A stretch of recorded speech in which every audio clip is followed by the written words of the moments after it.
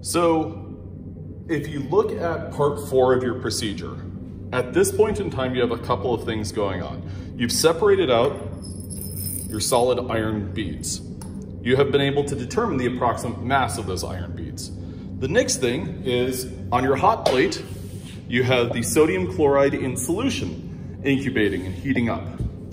The next part is whatever was captured on your coffee filter, or on your filter paper. Now that coffee filter should basically have two things: sodium bicarbonate and sand.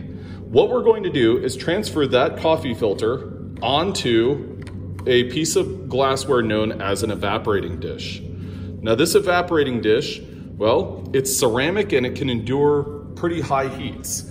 So what we are going to do with this, in a dropwise fashion, using a transfer pipette, you're going to transfer small amounts of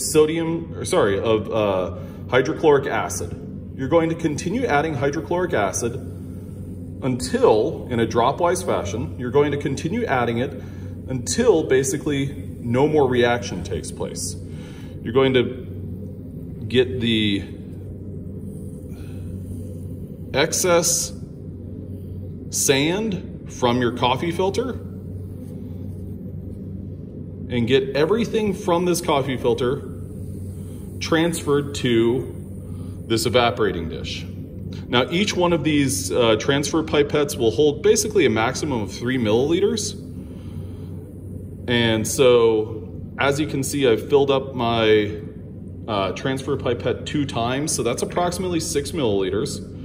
Now I'm going for a third time just to transfer any residual sodium bicarbonate into my evaporating dish. Now, once I've reached a point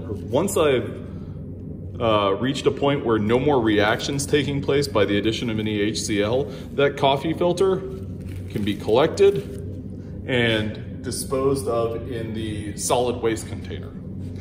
Now, as you can see, there are still some bubbles coming. So I'm gonna go ahead and add, this will be another roughly 1 milliliter or so to this. I'm gonna swirl my evaporating dish just to make sure that there's no continued reaction.